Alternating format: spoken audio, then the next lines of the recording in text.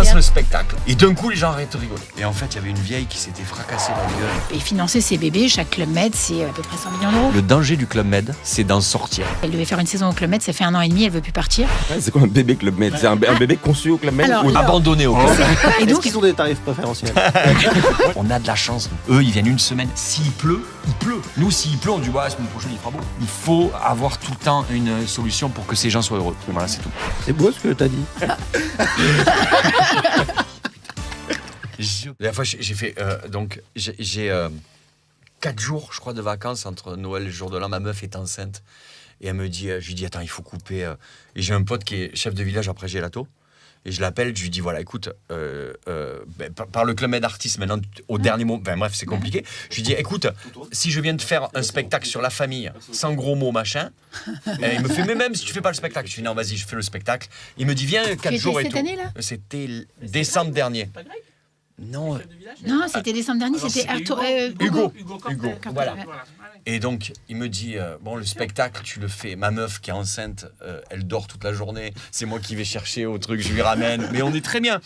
Et je fais mon spectacle. Et je fais le spectacle dans le restaurant. Oui, parce qu'il n'y a pas de grande Il y scène. a Comme pas c'est de- un il y a village pas de de scène. chalet, c'était un village Il olympique invite- en fait, il retransformé en invite Club Med, 80 donc il a Français. pas, c'est un des rares qui Je a pas de commence le théâtre. spectacle en journée, à 17h. Et ça se passe super bien, les gens se marrent et tout. Je suis cool, tu vois, je fais.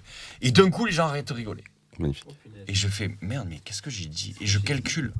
Et je vois ma meuf derrière faire. Et je me retourne. Et là, je vois une ambulance. Oh non. Et en fait, il y avait une vieille qui s'était fracassée la gueule. Et en fait, pendant 10 minutes, t'avais l'évacuation de la vieille pendant que moi je faisais. Et mon père, il arrive. Et là, quand je réalise ça, et moi je commence à rire de ça parce que je trouve ça dingue, incroyable. C'est incroyable. Et donc je dis bon on fait une pause. On fait une pause je dis, évacuation. ça va, elle va. Et donc je vais, alors incroyable, parce que je dis attendez, je vais quand même voir qu'est-ce qui se passe. Donc les gens qui étaient assis me voient derrière la baie vitrée en train de parler à la vieille. Elle me fait non, Pour tout la va bien. détendre. Je fais, non, tout va bien, on peut continuer à se parler. C'était très marrant. Il est top. Donc là, on lance Ok. et Mathieu n'a plus rien à dire. Ça, moi, tu mets un micro, moi, c'est le problème que j'ai, c'est que dès que j'ai un micro, je parle trop. Mais t'inquiète pas. Et ben on repart sur une histoire de Mathieu. Il y en a plein. Ça tourne là pour l'instant? Non. Ça tourne, Ça tournait Ouais, non-stop. ouais. Vous avez même toutes les parties en Il off tourne avant. quelques minutes déjà. D'accord, on a fait le lancement, donc Ouais. on a quelques histoires. Salut Karim. Salut John. Eh ben, on est ravis aujourd'hui d'être sur le podcast Ovation. La suite, j'ai envie de dire. Et commençons par les présentations. Alors, on rappelle le concept quand même d'abord. Oui. On reçoit un humoriste et forcément un entrepreneur face à face, un entrepreneur ou un chef d'entreprise. Et pour nous, c'était logique, quand on reçoit des humoristes, de recevoir la patronne du Club Med Europe, c'est ça, Anne? Exactement. Boris, Parce qui avait- Europe qu'elle est Afrique. humoriste, c'est ça en fait. C'est bizarre ta phrase. Je On tente. a un humoriste. C'est normal que. C'était logique de face à Ah, Mathieu d'accord, Madénian, ok, qui est là. Je te défends. t'as vu. D'avoir une très belle scène pour les humoristes. Mais est-ce qu'elle pourrait être humoriste, Anne? Ah ben tout le monde est marrant. Hein. Ah bah oui. Mais non, mais c'est vrai, C'est vrai. tout le monde est marrant, mais en fait, la seule différence, c'est qu'on n'a pas. C'est le public que tu fais rire. Des fois, on fait rire sa famille, et des fois, on fait rire son quartier, des fois, et puis, des fois tu fais rire Oui, la France. voilà, la En France. fait, tu dis tout le monde a un public, il est plus ou moins grand. On a tous Exactement. un public, Mais moi, quoi. je connais plein de gens marrants qui font rire 3 personnes. Oui. Tu vois, mais ils sont marrants, mais pour 3 personnes. Moi, j'arrive à relatif. faire une blague réussie par an et tout le monde célèbre dans la famille le jour où j'en réussis une. Et C'est c'est vrai. une par an. Ils me disent ça y est, tu vois, en général, c'est au mois d'août. Mais j'ai vu ça sur BFM, je me renseignerai plus amplement sur ta capacité. Et alors, moi, à chaque fois que je parle à un humoriste, parce que on travaille un peu dans le milieu des humoristes, et chaque personne me dit ah ouais, j'ai fait le club. Ouais, j'ai parlé avec Philippe Cabrivia il y a pas longtemps, il a fait le club. Philippe, lui, voilà, il est encore habillé comme pour aller au club. Oui, c'est vrai. Philippe Cabrivière, faut lui dire, C'est quoi arrête. la tenue pour aller Mais au il club? a encore les Il a bracelets les pour aller au bar. bracelets. Ah oui. Tu dis, t'es sur RTL, t'es en direct, enlève le bracelet. exact. Donc, à chaque fois que je parle à un humoriste, il a fait le club. Donc c'est un peu, c'est très formateur quand même le Club Med. Ah, le Club Med, c'est une école de la vie. On aime à dire que c'était même pendant un moment notre campagne de pub de recrutement, c'était le bonheur de se révéler. Et de dire, en étant au Club Med, on offre un terrain de jeu, on offre un terrain de possibilités. Sur les humoristes, on a beaucoup de nos chefs de village qui ont donné le micro, qui ont fait ce geste de laisser une scène. Alors, certains arrivaient comme toi pour ça. Quand tu avais fait Job Géo, c'était animateur. D'autres arrivaient pour être géo, réception, voile, ski nautique, Rien à mini-club. voir, ouais. Rien à voir. Et se sont retrouvés à oser et à être au contact des clients. Et en 2024, aujourd'hui, on le fait encore avec un programme qui s'appelle Club Med Live pour donner offrir des résidences à des artistes. Et on va revenir sur le Club Med Live, mais en gros, ce que tu dis, c'est que tous les gens du staff des Club Med, vous leur donnez une espèce de latitude, s'ils ont envie de faire des choses, ils peuvent le faire, quoi. Ça fait partie de la vie de Géo, d'être professionnel dans son job, de le faire avec un sens du détail, mais de pouvoir aller plus loin. Et on a des chanteurs qui se sont révélés chez nous. Alors, le plus connu, c'est Patrick Bruel. Ah oui, ok. On a eu une fois pour une inauguration On découvre. Patrick. On a eu un moment absolument canonissime, l'inauguration d'un resort à Grand Massif, et il nous a fait 1 heure de concert privé, et entre les chansons, il nous racontait, mais donc je ne le dévoilerai pas, il nous racontait la genèse des chansons et notamment ses aventures éventuellement sentimentales avec des géos du Club Med. Enfin, on avait la construction de chansons iconiques. Et il y avait sa femme qui était en pleurs. À travers ces années Club Med. Et voilà, et on le propose aujourd'hui. Et voilà, certains arrivent pour la réception et repartent avec une carrière artistique. Donc oui, globalement, Patrick Bruel a vécu sa meilleure vie en tant que géo au Club Med, on le comprend. Et Mathieu, est-ce que toi, tu as vécu ta meilleure vie avec ton passage au Club Med Outre la partie révélation, etc. Mais... C'est les dernières années où j'ai été insouciant. Ah, voilà. C'est bizarre ce truc-là, parce c'est terminé, on n'est plus insouciant, on a toujours, tu penses à des trucs, t'es toujours en train et ben quand j'allais faire mes spectacles au club ou quand je bossais au club, et ben je pensais qu'à ça et j'étais juste heureux et j'étais totalement insouciant. Je n'avais pas de problème en fait. J'avais réussi mes examens en juin de droit, tu vois, donc je savais que ma rentrée était en septembre. Donc à partir de là, je me dis j'ai 2 mois de vacances parce que ça. Non mais c'est ça. Parce que si tu fais un travail que tu aimes, tu ne travailles pas. C'est comme quand, tu sais, notre métier, c'est on monte sur scène, on dit je vais jouer, ou quand tu fais un film, tu joues la comédie, et on oublie souvent il y a le mot jouer, et ça reste un jeu en fait, et il faut garder ce côté que certes c'est un métier d'être artiste, on va dire, je sais pas si je suis artiste, mais bref, mais il faut pas oublier que c'est un métier, il faut garder cette âme d'enfant et il faut continuer à s'amuser, à jouer. Le jour où ça devient plus un jeu, il y a plus aucun intérêt de le faire. Et le club, c'était l'insouciance. Et cette insouciance, c'est ce qu'on essaie de faire à la fois pour nos équipes et nos clients. On appelle ça l'esprit libre, de dire c'est le lâcher prise, parce que c'est vrai qu'on vit dans un monde. Enfin déjà quand on grandit, on a d'autres charges, d'autres responsabilités, on se met la pression. On vit dans un monde qui est en permanence finalement sous pression.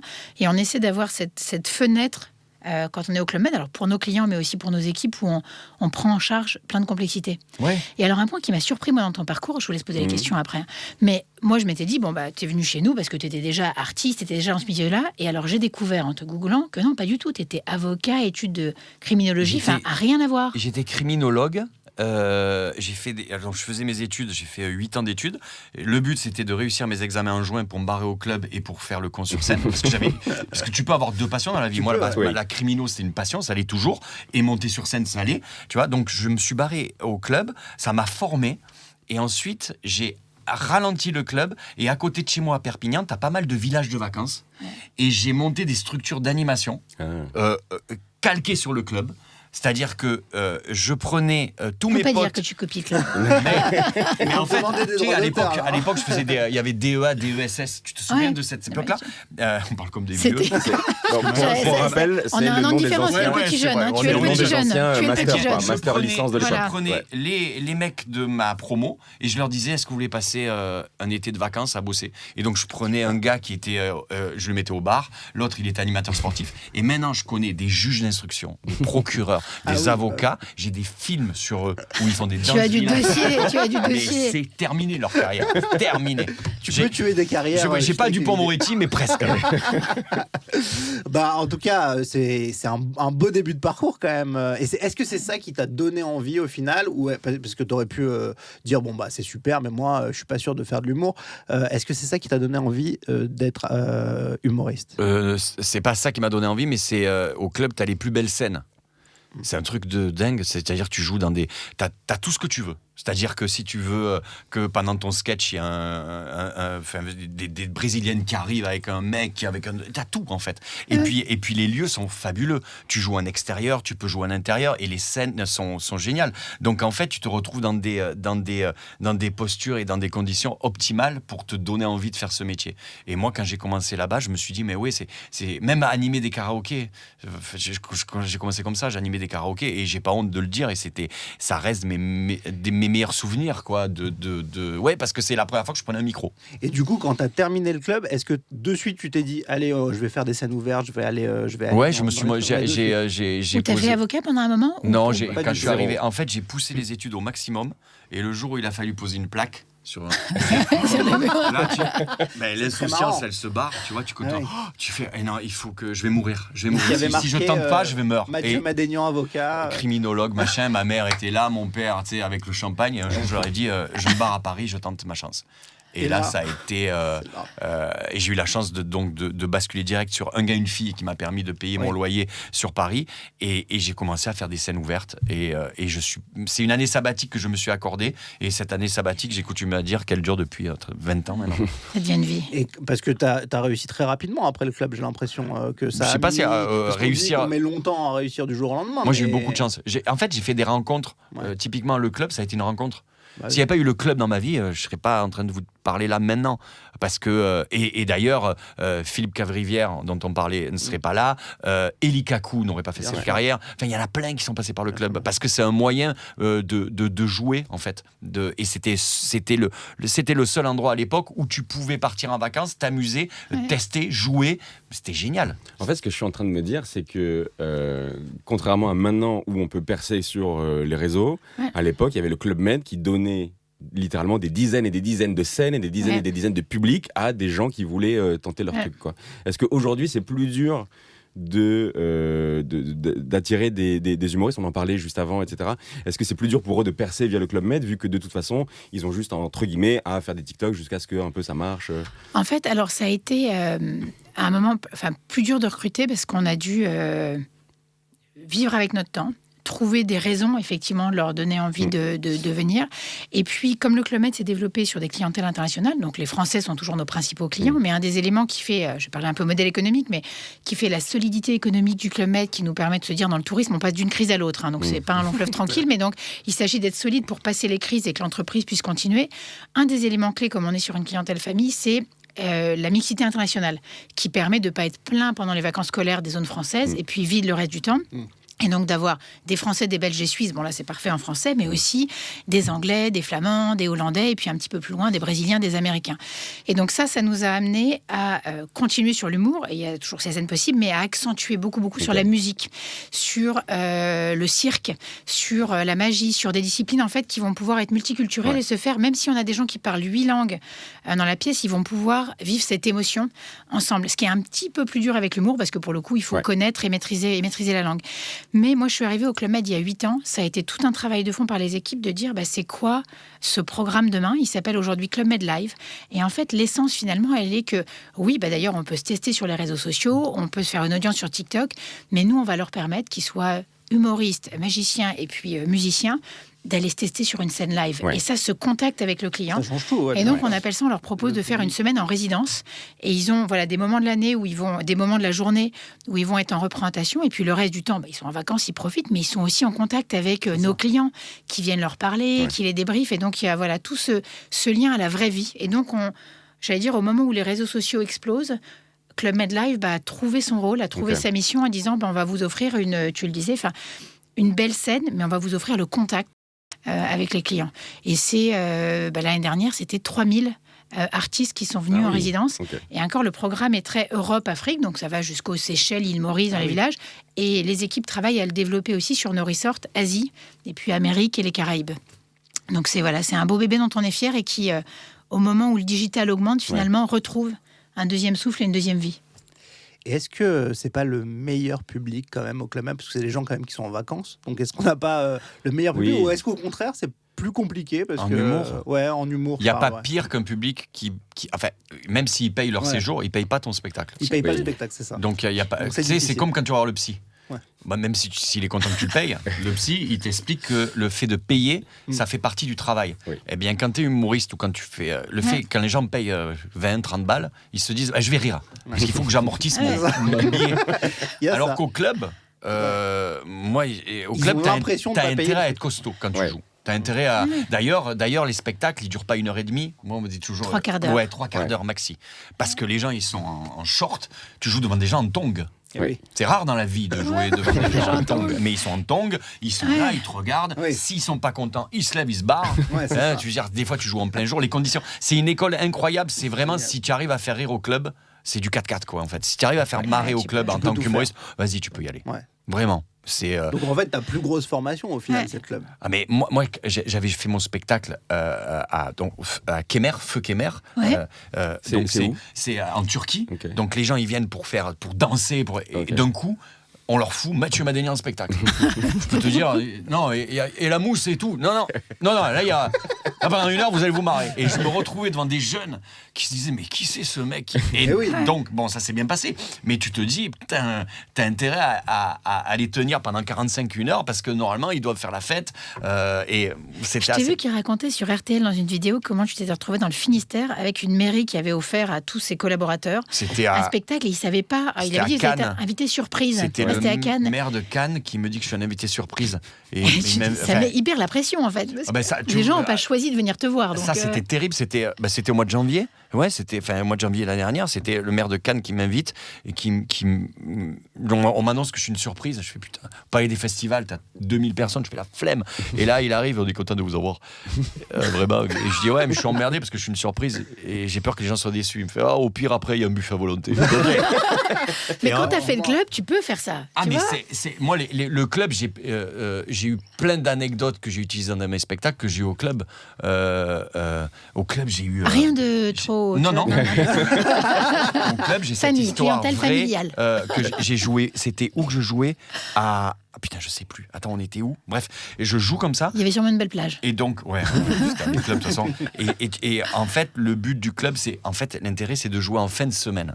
Tu vois, Ok. tu joues toujours en fin de semaine, c'est la tactique. Parce que si jamais tu te plantes, toute la semaine, les gens te regardent bizarre. Ah oui. Et si jamais ça marche bien, on vient te voir et tout. Donc tu veux Ok. passer tranquille, tu le joues le dernier soir et le lendemain, tu te barres.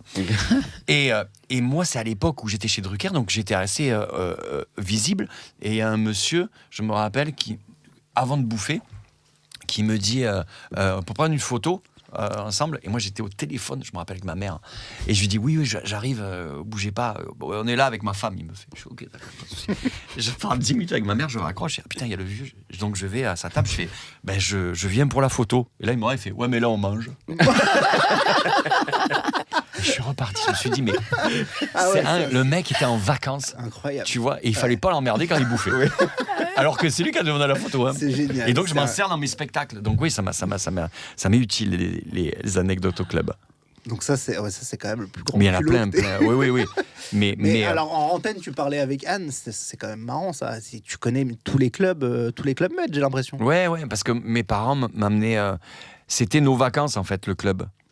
On avait 10 jours dans l'année, on allait au club. Mes parents, ils m'ont emmené au Club Med 2. Et on est allé. C'est le voilier, c'est le grand voilier, bateau de croisière. mais, voilier. on a fait les Perles des Caraïbes. Tu vois, je me rappelle. Chaque jour, on avait une plage différente.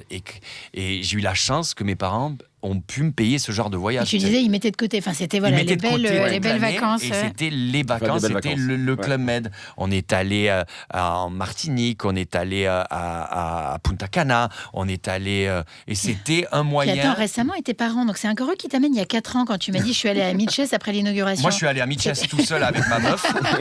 Et mes parents, je leur ai offert Mitchell Ah, après. c'est Ils le sont moment allés- où ils sont ça allés passe. cette année. Ok. Et là, ils étaient contents parce que je m'étais débrouillé pour que quand ils allaient à l'aéroport, ils aient leur taxi perso. Oui. Tu sais, mon père, il Avec était, le nom, il était tu sais, mon père, c'est un peu un Arménien qui aime bien être VIP, tu vois. Donc là, il était VIP, il était très heureux, tu vois. Ouais, c'est- Et c'était Quand on se super. retrouve à offrir aux parents, moi j'avais fait ça mon premier job et j'avais 23-24 ans, enfin t'as le premier salaire assez significatif. Et je me rappelle, j'avais dit, je leur avais offert Club Med à Cap Skiring, au Sénégal. Mon papa adore la voile. J'avais dit, c'est pour les remercier de m'avoir payé les études quand j'avais pu mettre assez de côté. Super. C'est un beau cadeau et c'est, je trouve, une jolie transmission quand on a été invité par ses parents. Et moi, j'essaie de dire à mes enfants, voilà, c'est une chance, c'est quand même un budget, de se rendre compte que c'est très privilégié, mais c'est voilà aussi un beau cadeau de transmission. Et puis surtout, c'est un bon moyen, le club, quand tu veux te retrouver en famille. Tu n'as pas le souci de qu'est-ce qu'on mange à midi, qu'est-ce qu'on mange ce soir. Tu n'as qu'à te concentrer sur les rapports bien avec sûr. tes proches. Ouais, c'est Et vrai. je trouve que si tu peux te permettre le club, c'est le meilleur moyen de renouer et d'entretenir les liens amicaux, familiaux. Avec, moi, dès que je dois partir avec des potes, on va au club. Pas parce que même si on participe pas à toutes les activités, parce que je sais qu'on va se retrouver. Et le club, ça me permet de se retrouver. Que nos clients aiment bien, alors à la fois les bandes de potes et puis les familles. Il y a un truc qui s'appelle dans le jargon les familles 3G, c'est les familles de 3 générations. Les grands-parents qui invitent les enfants et les petits-enfants. Alors il y a 2 aspects. Il y a en général la mère de famille, un triarche qui ne passe pas sa semaine chez Hyper U, Intermarché, à gérer la charge mentale, etc. Ouais. Donc effectivement, tout le monde est avec cet esprit libre et, comme tu le disais, insouciant. Et puis, il y a un point qui est que chacun peut être à son rythme. En fait, tu peux être ensemble sans être contraint d'être ensemble tout le temps. Et parfois, des gens qui critiquent, le Club Med, ça passionne. Hein, donc, il y a des gens qui aiment, il y a des gens qui n'aiment pas, et on le respecte complètement. Et certains disent, oh là là, quand tu vas au Club Med, c'est pour pas t'occuper des enfants. Et en fait, moi, ma fille, elle fait maximum une demi-journée, mais ce qu'elle adore, j'ai la matinée pour faire du sport. Ouais. Et ensuite, je la retrouve. En fait, on a les meilleurs moments. Et en famille 3 générations, il y a ce phénomène. Il y a les hyper sportifs qui vont faire leurs 8 sports le matin, celles qui font rien, et puis ou ceux qui font rien, et puis se retrouver au moment des repas. Et en fait, il y a le meilleur en fait d'être ensemble, sans avoir la contrainte de toujours finalement fonctionner en meute, faire la même activité en même temps. Ou quand c'est au ski alpin, le fait de pas avoir le même niveau. Parfois, dans les couples, il y en a qui ont envie d'aller se faire la version hyper sportive, et d'autres plutôt le cool. Donc toi, t'as pas encore fait en 3 générations, mais tu vas pouvoir tester ça bientôt. Là, je vais tenter les baby clubs et mais c'est super. Je fais une page de pub, si vous venez avec des enfants de moins de 4 ans. C'est gratuit. Comme on a. Alors, non, c'est pas le séjour est gratuit. Alors, c'était pas la page de pub que j'allais faire. Le séjour est gratuit, t'as raison. Le séjour est gratuit. En balnéaire, c'est moins de 6 ans, et au ski, c'est moins de 4 ans. Et il y a la prestation à peu près 400 € pour la semaine de baby ou petit club. Mais c'est des places c'est un service qui est hyper demandé. Donc, il faut le booker 6 mois à l'avance. Sinon, le risque, on a plein de clients qui arrivent au dernier moment et qui disent il n'y a plus. Et en fait, moi, j'ai découvert ça en arrivant au Club Med. On le fait avec des infirmières puéricultrices, assistantes maternelles. En fait, c'est les mêmes standards qu'une crèche. Et donc, en fait, on ne déroge jamais sur les quotas. Oui, parce il y a que les gens dans les baby clubs, je participe à la pub. On les diplômes. Mais c'est pas du babysitting, voilà, c'est les gens diplômés. Mais donc, ne book pas. Alors, je sais que tu as un agenda de dingue, c'est pas évident de booker en avance. Non, mais là, on va booker ça. Mais c'est vrai que se retrouver, le club à ce niveau-là, c'est tellement incroyable. Enfin, moi, je sais que mes meilleurs souvenirs de famille et avec les potes, il y a le club derrière. Ouais, c'est ça. C'est quand on a loué une baraque tous ensemble dans le Luberon l'été dernier. Flemme, quoi. Il faut couper les tomates, qui sait faire les courses, les machins. Tu fais, oh là là, c'est. Tu finis les vacances, t'as besoin de vacances. Exactement. Il y a les gamins qui faut s'en occuper, alors qu'au club, t'as ce truc-là de l'insouciance, en fait. C'est ça qui nous manque. En rupture avec tout le monde, parce que du coup, je suis jamais allé au club. Mais toi, t'es déjà allé Je suis allé une fois. Je suis allé au Pio. Une fois. Moi, j'y suis jamais allé. Ça ne devrait pas tarder, maintenant qu'on s'est rencontrés et que vous en parlez tous les 3 aussi bien, je vais forcément y faire un tour. Mais ce qui revenait souvent, en fait, dans les discussions avec des amis, etc., c'est que quand tu vas au Club Med, t'es au Club Med, quoi. C'est-à-dire que t'es dans l'espèce de structure, ça reste encore le truc qui se dit quand même souvent. Ça peut être un plaisir d'aller et de s'enfermer un peu dans le Club Med de Cancun ou de je sais pas où, mais moi, je me dis, il doit y avoir des gens qui se disent « Ah ben non, j'ai pas envie de ça, moi j'ai envie de partir à l'aventure, de découvrir, de finir dans des rues, de me perdre. » Tout à fait. Il y a une partie de ça qui est une idée reçue et une partie qui est vraie. Et en toute transparence, il y a des gens qui adorent le Club Med et puis il y a des gens pour qui c'est pas le type de vacances. L'image du fait de dire c'est une prison dorée, on reste à l'intérieur, ça c'est très surfait. Ça date d'il y a quelques années. Aujourd'hui, on a plus de la moitié de nos clients quand ils viennent au Club Med qui vont même faire des excursions, ils veulent aller visiter la région. Si on prend dans le monde dans lequel on vit, si on prend un avion, qu'on fasse 2, 4, 8 heures, on a envie de voir l'ancrage local. Ça nous amène, nous, à travailler sur la table de l'achat ultra local, des choses comme ça, mais nos clients ont aussi envie de voir l'extérieur, et pour la moitié d'entre eux, ils le font. C'est moins le cas pour des gens avec très jeunes enfants, effectivement, parce que quelquefois, ils se disent, quand on a un petit bébé, 8 mois, 1 an, on a déjà envie de se poser. Donc, cette connexion à l'extérieur, elle se fait beaucoup plus, à tel point que en France, on a même une offre qui s'appelle Club Med Découverte, c'est-à-dire qu'on vend, des séjours qui ne se passent pas au Club Med. Ouais, génial. C'est le truc, c'est peu connu. Ouais, tu vas voir comme je suis bon. Moi, je suis impressionné. Moi, je vais te prendre dans mes équipes marketing. Il y avait Kioni, tu te rappelles de Kioni, cette marque. Et eux, ils étaient spécialisés. Kioni, c'est une agence. Par exemple, tu dis tiens, je veux visiter un pays, ils te l'Afrique du Sud, Et maintenant, le club font le même, ce genre de truc, et je trouve ça génial. Le job J'ai d'agent jamais de fait. voyage, quoi. Ouais, en fait, tu visites. Ok. Et je crois que Avec tu t'arrêtes des dans des guides. clubs med. Alors, tu peux t'arrêter dans les clubs med. Par exemple, si tu fais le club, tu vas faire le Japon avec le club med. Il peut y avoir dans le parcours, puisqu'on a maintenant 4 clubs med à la montagne au Japon et en balnéaire, ça peut inclure 1 ou 2 nuits. Mais quand on a la visite, le club med qui vous emmène en Afrique du Sud, c'est avec des guides qui vont être francophones. C'est des petits groupes, c'est 16 personnes maximum. Et il y a un esprit club med dedans, un esprit festif de la création de liens. Mais le séjour se fait sur 10 ou 14 jours sans mettre les pieds dans un club med. C'est Donc, marrant, on c'est s'est un dit, circuit à plusieurs. Voilà, on s'est dit Club Med. comment on met de l'esprit Club Med dans la façon Ok. de voyager et de découvrir. Après, là où on est très humble, il y a il va y avoir des personnes ou certaines mêmes familles qui, pour certaines vacances dans l'année, ont envie d'aller se faire une découverte sac à dos, Ouais. d'aller dans l'inconnu, de se dire je vais à un endroit et j'ai pas booké d'hôtel et je fais 8 heures de marche en Ouais. trek. Ces vacances-là, c'est flemme. passer le Club Med. Oui, mais et ça peut être à un moment, c'est soit parce qu'on n'a pas les enfants, on a envie de se faire un peu Non, mais détox je comprends. sportif, et on le respecte complètement.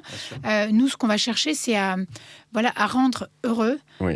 les personnes et donc d'être sûr qu'ils viennent pour les bonnes raisons au Club Med. Et en revanche, on essaie de combattre les idées reçues. C'est-à-dire, Oui. c'est dommage de s'en priver parce que Parce qu'on c'est sur croit une. qu'on va être enfermé. parce qu'on C'est croit pas qu'on va être vraiment le cas. enfermé. En fait, moi, je pense que c'est un peu comme tous les projets de vacances, c'est-à-dire qu'il faut un peu faire un effort. Quoi. C'est-à-dire qu'on peut aller au Club Med, mais il faut se dire, je sors, je vais chercher un truc. Il y a je sors, ou alors il y a, parce qu'on en parlait tout à l'heure, alors je sais pas si c'était quand on était enregistré ou avant, tu parlais pour tes parents du Club Med 2 qui est le voilier. Alors moi, Ouais. moi Ça s'appelle j'adore. Club Med 2. Il s'appelle le Club Med 2 parce qu'il y a eu un Club Med 1. Ah bon? Mais maintenant, il n'y Qui a a plus pas que le marché, Club Med 2. ou- Si, il a très bien marché. Et après, il a été repris par un autre armateur et il y a un bateau plus moderne. Alors, C'est le nom du bateau. c'est le nom du Ok, bateau. J'ai compris. Oui, oui. Ok, Et d'accord. c'est un bateau, alors petite capacité, il y a 150 cabines. Donc vraiment, quand il est au maximum de par cabine, ça se retrouve à 300 clients. Donc Ouais. c'est vraiment très intime. Pour vous, c'est petit. Et l'été, alors c'est pas tout petit. L'avantage, c'est que ça permet d'avoir des jeux au sport. Il y a 5 ateliers yoga par jour. Ok. Ça permet, si vous y allez avec des enfants, les ados, il faut quand même pas un effet de masse, mais enfin ils sont plus heureux Bah oui. à 8 que à 1, forcément. Et l'été, ils naviguent dans la Méditerranée, l'hiver dans les Caraïbes. Et tu en parlais. Et là, ce qui est fabuleux, c'est qu'il y a à la fois le meilleur du Club Med, il y a de la fête tous les soirs, il y a une table généreuse, délicieuse, etc. Mais il y a le fait que chaque matin, on ouvre les rideaux et on est à un endroit différent. T'as Certains une font- plage tous les matins. Voilà. C'était ça, le- vogue. Moi, ouais. mais t'imagines, j'ai eu la chance d'avoir des parents qui ont pu me faire profiter de ça. Je te jure, T'étais enfant? T'étais tout J'étais petit, gamin, en ado? plus j'étais un petit con, j'ai dû les emmerder. en disant, c'est pas bien, machin et tout. Mais tous les matins, on se réveillait, on avait une plage. Je me rappelle que tu montais dans un bateau et t'amenais les sur une beachers. plage et il y avait des grillades sur la plage. Génial. Et j'ai des photos et j'ai envie de le baffer ce gosse. Parce que je suis là. Il est pas content. Ouais, je suis là, non. J'ai eu ma fille cette année pour Noël et Nouvel An. Ma fille de 8 ans. Parce qu'un point, il faut avoir 8 ans, c'est un bateau où on vit entièrement en extérieur. Donc Oui. on a un âge minimum et on n'y déroge pas. Ah Donc oui. c'est Ah 8 oui. ans. Donc ma fille a eu 8 ans le 21 juillet. Donc autant vous dire que le 27 juillet, on était sur le Club Med 2. Et là, cette année, on passait normalement toujours Noël, Nouvel An au ski. Et je lui dis, cette année, on va dans les Caraïbes. Et ma fille de 8 ans qui me dit, ah bah non, quand même, un Noël pas à la neige, c'est pas un vrai Noël. Je dis, Ah, ouais. attends, tu verras. Et au elle s'est 5e éclatée. jour, quand on a nagé avec les tortues, Ah j'ai oui. ce souvenir-là, voilà, sur une plage. Bon, là, elle m'a dit, c'est pas mal en fait, c'est pas mal. Mais elle a dit, il est où le Père Noël du coup. Et voilà. Mais il y avait le Père Noël, mais pas la neige. C'était très Ah, c'est bizarre ça. à son âge. Je veux dire, c'est le Père Noël et il fait chaud. Bon, on a fait ça sur une année. Voilà, c'était des vacances exceptionnelles. Et puis après, on visera à les repasser à la neige. Alors, il y a un truc intéressant sur les grosses entreprises comme Club Med, et c'est peut-être quelque chose que tu as vécu, toi, Mathieu, en y passant, soit en tant que client ou en y travaillant. C'est que j'ai l'impression qu'il y a eu quand même sur moi j'allais dire les 20-30 dernières années, une vraie montée en gamme de toutes ces boîtes-là, quoi. C'est-à-dire que le Club Med de maintenant, on est d'accord, c'est pas le Club Med des bronzés, tout ça, c'est évidemment fini, mais il y a eu cette époque quand même où c'était vraiment un peu à la bonne franquette, un peu Bien assez sûr. populaire. Aujourd'hui, c'est plus le cas. Là, par exemple, vous venez tous les deux de décrire un peu les espèces de prestations qui ont l'air de très haute qualité qu'il y a maintenant. Qu'est-ce qui explique ça, quoi? On va chercher une nouvelle clientèle, on s'internationalise. Alors, on a commencé la montée en gamme, c'était pile il y a 20 ans. C'était en Ah bon. avril 2004 avec l'ouverture de Marrakech-La Palmeraie et on le terminera en avril 2024 puisque le dernier, c'est Serre Chevalier qui part se refaire une beauté. Là, les travaux commencent Ok. et il va y C'est avoir où, 50 Serre millions. Chevalier? Serre Chevalier dans les Alpes. Ok. Et qui était le dernier 3 tridents, donc c'est Ok. c'est sympa mais un peu spartiate, et qui part se refaire une beauté qui va réouvrir en décembre après 50 millions d'euros de travaux. Donc la Ok. montée en gamme sur chaque Des gros projets, bébé, ouais. c'est du gros projet d'investissement. Et quand on l'a fait, et il y a eu, et je commencerai par ça au Club Med, toujours le fait de dire, il faut tout changer pour ne rien changer. Et pourquoi on a fait la montée en gamme ? On était au début des années 2000, à un moment où le Club Med était sur le précipice. C'est-à-dire qu'il y avait plein de gens qui disaient je fais la même chose pour moins cher. Et on était dans une sorte de ventre mou, on était le plus cher du moyen de gamme. Et il y a eu cette vision de Henri Giscard d'Estaing et de l'équipe dirigeante de dire, en fait, c'est soit par le haut, soit par le bas. Soit on devient low cost, soit on devient haut de gamme. Et aujourd'hui, on est fiers de se dire, on trouve qu'on est le plus accessible du haut de gamme. Il y a plein d'hôtels de luxe qui sont plus chers que le Club Med. Et quand on dit le Club Med avant était très accessible, en fait, dès sa création il y a 70 ans, le Club Med s'était pas donné. Il y a des gens qui c'était à moitié salaire par an parce que comme c'était tout inclus, comme on avait la nourriture, les sports, les cours de sport, le ski nautique, le ski alpin, etc. Ça a jamais été donné. Après, dans la montée en gamme, on a essayé de se coller vraiment aux attentes des clients, notamment dans le confort, parce que les gens ont moins envie qu'il y a 20 ans d'aller au ski dans une chambre de 11 mètres carrés à 4. Moi, je l'ai fait quand j'avais 15 ans, dans 18 mètres carrés à 5. C'est moins l'envie. Donc, on fait augmenter le niveau de confort et on a créé une gamme qui s'appelle Exclusive Collection. C'est 10% à peu près des Club Med, où là, on est dans le luxe. C'est encore au-dessus des c'est encore au-dessus des autres parce qu'il y a plus d'attention, il y a un ratio de staff et de GOGE par client qui est plus élevé. Et puis on les fait dans des lieux de dingue, aux Seychelles parce qu'on a une île de 200 hectares, à Val d'Isère parce que c'est un lieu iconique. On va les faire dans ces plus beaux lieux. Ça c'est 10%. Et 90%, ce sont les 4 tridents. Et vous faisiez référence au bronzé, ce qu'on aime bien dans le tout changer pour ne rien changer, c'est se dire qu'il y a des éléments qui n'ont pas changé. Ouais. Le géo, créateur de liens, c'était il y a 70 ans, c'était il y a 20 ans et c'est maintenant. Et c'est un élément pas facile en recrutement parce qu'il faut recruter des gens qui vont dire je vais bosser au spa, je vais bosser au bar, à la réception. Et en entretien de recrutement, sur des gens qui n'ont jamais mis le pied au Club Med, comment on leur explique que là, tu vas manger avec les clients. Alors, il y en a qui disent mais c'est génial, j'ai pas la cantine, en fait j'ai le buffet, j'ai les meilleurs. Quand il y a foie gras, langouste et tout, j'ai ça. Et puis d'autres plus timides, parce qu'il y a des gens qui arrivent au Club Med timides, ils le sont plus en partant, qui disent mais en fait ça peut être comme je vais à table avec des clients, comment je démarre une conversation et on essaie de les former. Alors ça, je savais pas, t'es en train de me grandir. l'apprendre. Donc les géos, le staff d'animation va manger à table avec les gens le matin, le midi, le soir. Un géo tennis, un géo mini-club va manger au même restaurant que les clients. Le staff, après, on a ce qu'on appelle les GE, les gentils employés, ont une cantine qu'on appelle la famille. Mais c'était dans les bronzés, c'est ça, il me semble, en plus. Alors, oui, mais on l'a dans les bronzés. Je me suis dit que il y a Thierry Lhermitte, je me suis dit, il n'existe pas. Alors, ce qu'on a adapté, par exemple, avec la montée en gamme, c'est pour ça qu'au Club Med, il y avait toujours depuis l'origine des tables de 8, en fait. Et les gens arrivent et se mettent, si vous êtes en couple, vous mettez à 2 et d'autres gens s'installent avec vous. Et un géo va dire, tiens, je fais venir quelqu'un, je présente des gens. Aujourd'hui, dans le Club Med montée en gamme, même dans les plus hautes gammes, il y a des tables de 8. Mais il y a aussi des tables de 2, de 4. C'est-à-dire, si on a juste envie d'être en couple, si on a envie d'être juste son cocon familial, on n'est pas obligé. Dans les valeurs du Club Med, il y a vraiment la liberté. Donc, ce qu'on a travaillé dans la montée en gamme, c'est de garder toujours ça possible, mais que ce soit à la main du client qu'il fait. Et donc, voilà, des bronzés, on a gardé le géo créateur de liens. Et on le a côté gardé communauté, je pense. Alors, communauté, mais proposée, mais jamais imposée. Oui. En fait, c'est ça qu'on a changé. Et ce qui fait qu'il y a des gens qui arrivent au Club Med et qui se rencontrent, qui rencontrent des potes pour une vie. Mes parents, ils avaient fait le premier Club Med qui était à Porto Petro. Tu te souviens de celui-là ? Au Baléares. Il existe Alors, plus. il n'existe plus, mais... Il n'existe plus. Et mes parents, ils ont rencontré leurs meilleurs amis avec qui ils ont encore des liens à Porto Petro. Et c'était... ils sont allés plein d'années, au mois de juin, je me souviens. C'était Porto Petro. Et ils partaient 15 jours et je restais avec ma grand-mère. Et mes parents se barraient au Baléares.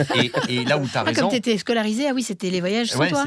Et c'était quand même à l'époque, parce que même là, tu dis, oui, on a augmenté de gamme. Même à l'époque, c'était quand même... c'est un budget. C'était un budget. C'était quand même... le calcul que font souvent nos clients, alors il est imparable, c'est sur le ski. Sur le balnéaire, c'est plus compliqué parce que tout le monde ne fait pas du trapèze, du paddle, du ski nautique en vacances. Avec votre truc forfait, machin. Mais le ski, en fait, on a même mis sur Internet un configurateur, un comparateur. Et les gens peuvent mettre leur prix. Alors après, moi j'ai connu les vacances au ski, c'est ça, dans 18 mètres carrés, avec en faisant la popote, machin. Voilà, bon, là c'est sûr que... Voilà, le Club Med va être plus cher. Mais pour les gens qui aiment aller au ski en se disant, je me fais des restos, je fais pas la cuisine à chaque repas, je prends des cours de ski pour les enfants et pour les adultes parce que le moniteur, ça fait, faut pas trop le dire, mais coupe-fil quand même quand on est avec un moniteur, puis il sait toujours retrouver le soleil et la bonne neige. Au Club Med, en fait, on a carrément mis un comparateur et les gens peuvent mettre leur budget. Et en fait, ce que nos clients aiment, c'est de dire, j'ai pas de mauvaise surprise. Alors, on peut toujours s'offrir un spa, une bouteille de champ en plus, mais en fait, le gros des dépenses est compris dedans. Donc, c'est un budget élevé, mais au moins, c'est le budget sans surprise. Et nos clients souvent disent, finalement, quand j'ai pris ailleurs, entre l'hôtel, les restos, ceci, cela, ça faisait à peu près le même budget. Et c'est à ça qu'on est vigilant on est très vigilant au rapport qualité-prix, de dire est-ce que nos clients en ont eu pour leur argent, est-ce qu'il y a eu les bonnes prestations, est-ce qu'ils s'y retrouvent. Je suis un peu deg. Moi, littéralement, je En rentre, bande de je rentre potes. du ski. Non, mais je rentre du ski où j'étais. Donc, mon pote, il a trouvé une espèce de résidence qui est toute neuve, qui est nickel. Et en fait, en y allant, il y a un Club Med juste à côté. C'est Pézé-Valandry. Ah, bah oui. Ouais. Donc là, ce que tu es en train de dire, c'est que j'aurais peut-être dû. Alors, soit tu bouilles L'an avec un ski, prochain, ou la prochaine fois que t'es pas loin, tu me préviens et je te fais venir pour la journée pour tester. Alors, on en a parlé, les bronzés, c'est dans la culture populaire. Donc, le Club Med est rentré dans la culture populaire à partir des bronzés. Est-ce que, Mathieu, tu as déjà fait un sketch sur le Club Med? Est-ce que tu as déjà fait... Je faisais... mais c'est encore une histoire. Je faisais... alors, ça fait longtemps que je ne l'ai pas fait. Je parlais d'un... ah oui, c'était marrant, ça. Mais là, c'est passé. C'était dans un club. Je dirais pas le nom ni de personne. Mais l'histoire est marrante. T'inquiète pas. Je suis- Oh là là. Tu m'as concentré, j'ai le verbe, je suis prête Ça à va lancer démarrer. comme ça. Et puis le gars il me voit, il fait oh Mathieu Madénian, on est très content de vous avoir. C'était à l'époque où les humoristes allaient au club et donc je vais faire mon spectacle et tout. Et moi je dis mais merci de m'accueillir, c'est gentil. On parlait et c'était le chef de village et c'était le soir juste avant la danse village. Et parce que t'as des danses village. Et à ce moment-là, il y a un mec qui Qu'on a passe, gardé. un serveur, et le serveur il fait tomber un verre. Je sais pas, il y a un truc et ça fait beaucoup de bruit. Et je vois le chef de village, je fais putain. Et à ce moment-là, il y a la musique de la danse village qui commence. Et je vois le chef de village faire une danse village énervée. Est-ce que t'as vu ça faire Je pleurais de rire. Et ça, je m'amuse à le faire sur scène. Je raconte deux émotions. C'était tellement marrant, putain. Là, il y avait deux émotions en Putain, même deux temps. émotions. Et tout. Allez. Des trucs, ça n'avait aucun sens. C'était marrant. Oui, mais le club, oui. Mais là où c'est. Tiens, tu sais quoi? Tu disais prison dorée. Tu sais, tu parlais de ça. Mais à quel moment, quand tu vas pas en vacances, t'es pas dans une prison dorée de toute manière? Tu vois, quand T'es dans un hôtel, tu veux dire, oui. quand t'es dans un en hôtel, effet. Quand tu t'es à loues l'hôtel. une baraque avec des Bien potes. sûr. Est-ce que tu as visité le village d'à côté? Ah, Est-ce que ça, jamais. Bon, ben voilà. Non, ça jamais. Ben elle est où? Je peux te dire, t'es dans une prison dorée aussi. Non, oui, sur Sauf les qu'au vacances club, un peu le truc est, ouais. c'est Mais parce je que me tu dis, rentres et il y a une barrière. T'as c'est loué tout. une maison dans le Luberon, tu vois. T'es pas très loin de chez toi, t'y es allé en voiture. Si tu prends. Moi, c'est un exemple qui m'est venu d'un copain qui était allé à Cancun. Ouais. Je me dis, bon, tu vas au Mexique. Est-ce que tu veux t'enfermer Ah, 2 il y a des semaines super dans un trucs à truc et tout? visiter. Et en Ouais, fait, voilà. alors lui, il le fait pas. Après, C'est ça son erreur. Et c'était ça ma conclusion de tout à l'heure. En fait, c'est au final, c'est à nous un peu de se sortir du truc et d'aller demander au staff, quoi, Au quels staff. sont les trucs qu'on peut aller faire ce dehors. qu'on quoi. essaie de faire aussi, on y travaille Ouais. beaucoup, c'est de faire des excursions qui aient une teinte différente familiale. Parce que ce qui n'est Oui. pas évident, c'est avec les enfants, en fait. C'est d'avoir, il y a certains âges où aller faire la visite peut être un peu long pour eux. Voilà, et on essaie de le faire en parent-enfant pour que ce soit un moment où, dans l'insouciance, où on arrive à en faire quelque chose d'amusant, où les enfants ont envie d'y aller. Ou alors, pour certains, de pouvoir dire ils sont heureux au village sous la responsabilité du mini-club, pendant que les parents peuvent aller se faire le deep dive culturel. Bon, à Cancun, il y a aussi plein de choses moins culturelles, très festives. Voilà. Mais voilà, il y a une autre vie aussi à côté du Club Med. Et tu parlais tout à l'heure des super lieux. C'est vrai que moi, je suis au Club Med que depuis 8 ans, donc il y a plein de choses où j'ai été assez impressionnée en arrivant. En fait, souvent, le Club Med était le premier à un endroit. Donc Cancun, c'est un bon exemple. On est sur la pointe de Cancun. Ouais. On a une plage qui doit faire 1,5 km.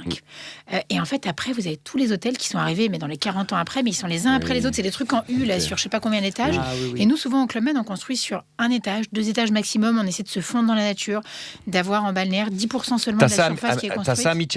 Oui, C'est le même tu truc. vois c'est pas le même setup. de... Mitches, c'est un club incroyable. mais tu connais tout. en C'est fait, incroyable. L'encyclopédie des Club Med. Et je parlais avec parce que moi C'est en République j'aime bien tout ce qui est dominicaine, voilà. tout ce qui est cadastre, j'aime bien. Et donc et je parlais au chef de village et il m'expliquait on fait en sorte que les arbres que Ouais, que les les arbres trucs cachent ne la- dépassent pas. Dépasse pas, que ça Putain, fasse pas et, béton, quoi. et il me dit on était les seuls jusqu'à présent et en fait tu te balades le long de la plage et tu te aperçois qu'ils mettent des hôtels Souvent, là où on va, alors c'est à la fois, ça ferait chose plus bétonnée, mais c'est aussi souvent le Club Med va ouvrir le tourisme dans le pays et contribuer, on essaie de le faire en contribuant à l'économie locale. Donc on était les premiers à Cancun, on était les premiers à Punta Cana, longtemps le Club Med possédait la moitié de l'aéroport. Waouh. Et ça permet deux choses, ça permet à nos clients d'avoir en général les plus belles plages, parce qu'il y a des experts chez nous, il y a des gens dont le job... On l'appelle les happiness builders, c'est d'aller trouver les plus belles plages du monde pour mettre les Club Med. C'est quand même un C'est job de sympa dingue. comme, job, Moi, ça. je vais arrêter cette carrière d'humoriste et je vais être. J'imagine Tu vas le être boulot qu'il a. happiness Le builder. mec, dans la vie, Happiness tu sais, le builder. truc sur les plages. Exactement. C'est pas vrai. Et ça permet, quand on fait ça aussi, on Ils essaie sont de se dire... combien Est-ce que, alors oui, moi je suis d'accord gens avec sont Mathieu. payés. Alors, il y a un mec qui Est-ce qu'on peut s'appelle faire une Grégory petite pause Lanterre. sur ce C'est job-là pas C'est fascinant. vrai. Non, mais c'est vraiment fascinant. Alors, Non, en mais plus- tu peux pas avoir Non, mais meilleur job que Ça ça. montre plein de trucs. En plus, le Grégory Lanterre en question, c'est un exemple. Il fait partie du comité de direction générale. C'est le COMEX du Club Med. C'est Ouais. les 11 personnes autour d'un Jean-Henri Giscard d'Estaing. Et il fait partie, sur les 11 autour, il y en a 4 qui ont commencé, j'appelle ça Piu-Piu au Club Med. 2 géo village, un géo ski nautique, un géo mini-club. Et il y en a 2 qui ont commencé stagiaire en bureau. Enfin, ils avaient au marketing et lui construction, c'était stagiaire. Il avait fait son stage pendant ses études à HEC. Et il est passé de stagiaire à le plus jeune du COMEX. Et il supervise plein de choses, le design, le montage des financements, la construction et l'équipe des gens qui vont chercher les plus beaux sites dans le monde. Et donc, il en a combien ? Je pense qu'il doit avoir, un monde entier, il doit en avoir à peu près 8. Alors, ils vont aussi faire l'autre chose, c'est trouver les financements. Ça, c'est là, il faut relever les manches. Hein. Ensuite, il faut trouver souvent, on est locataire, il faut trouver les personnes qui vont monter les financements et financer ces bébés. Chaque Club Med, c'est construire, c'est à peu près 100 millions d'euros. Le dernier Hatting, c'était 120 millions d'euros. Okay. Donc c'est quand même un bel investissement. Nous, on prend un bail qui est sur 15-20 ans. D'accord. Et ce qui fait que les partenaires nous suivent, c'est qu'ils connaissent la solidité du Club Med, qui fait qu'ils peuvent faire cet investissement et le faire qualitativement. Et ils nous laissent en plus souvent la main sur le design, comment on pense les espaces, la famille, des espaces calmes, parce qu'on est expert de ce métier-là. Et donc, parce que je reviens sur ces plus belles plages du monde, ça c'est la vision carte postale. Et ce qu'il y a derrière la carte postale quand on la tourne et qui nous rend au Club Med hyper fiers, c'est que comme on est les premiers, on va contribuer à l'économie locale, on va monter tout un écosystème. Et je vous prends un endroit où on est au Sénégal, en Casamance, à Cap Skirring, et on a travaillé, c'était je crois le premier endroit, avec une ONG qui s'appelle AgriSud. Et en fait, ils forment des maraîchères et nous, on s'engage à acheter la culture. Dans le cas, on l'a même acheté pendant le Covid quand c'était pas ouvert et puis on l'a redistribué. Et ce qui fait vraiment un gagnant-gagnant, c'est-à-dire que ça permet de créer des métiers, de faire vivre des familles. Derrière, nos clients adorent se dire, mais ce que j'ai sur l'assiette là, c'est quand c'est possible, ces produits, c'est de l'ultra local qui est fait à côté. Et donc, on est vraiment dans un gagnant-gagnant. Et nous, la fierté de nos équipes qui font en plus du bénévolat, qui accueillent des enfants d'à côté pour les former au golf, au tennis, à la voile, et qui parfois vont en faire un métier après et voyager partout dans le monde. Et donc, il y a cette fierté aussi pour nos équipes. Donc, les clients, les populations locales, nos équipes. Et donc, quand on est à Mitchess, donc la République dominicaine, tout le monde connaît Punta Cana, on est allé chercher cet endroit à 1h30 de l'aéroport, complètement dans la jungle. Il y a des clients. Ceux qui sont sensibles aux moustiques, il faut mieux aller vers Punta que vers Mitchess. Hein, là, c'est dans la nature. Mais c'est vrai qu'il y a d'autres hôtels qui se construisent à côté, ce qui nous rend à la fois, on se dit, mince, on n'est plus tout seul, et puis on est heureux pour toutes les populations locales, parce que c'est une région de la République dominicaine où il n'y avait pas d'emploi. On a formé des gens à l'hôtellerie, et où on se fera piquer des talents par les concurrents. Ouais. Mais ça veut dire qu'on contribue à faire grandir cet écosystème. C'est spécial, parce que je trouve que, en fait, vous recevez des millions de clients, j'imagine, au club, et pourtant il n'y a pas cette image de tourisme de masse qu'il peut y avoir sur d'autres compagnies que je n'aimerais pas. Mais on l'a pas. On a toujours l'impression qu'on est quand même dans un tourisme un peu plus local, et tout, Et comment on arrive à gérer cette image de marque par rapport à... Parce que j'imagine, je ne sais pas combien il y a de clients chaque année au club. C'est 1,2 million l'année dernière. C'est en fait... c'est des choix, c'est des arbitrages économiques. C'est-à-dire, quand on construit, ce serait plus rentable de faire un gros immeuble en U.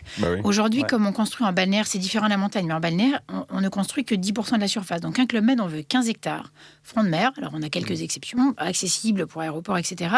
Et donc, on fait ce choix économique de dire, on ne tire pas le maximum de chaque mètre carré, mais ce qu'on veut, on veut s'intégrer dans la nature.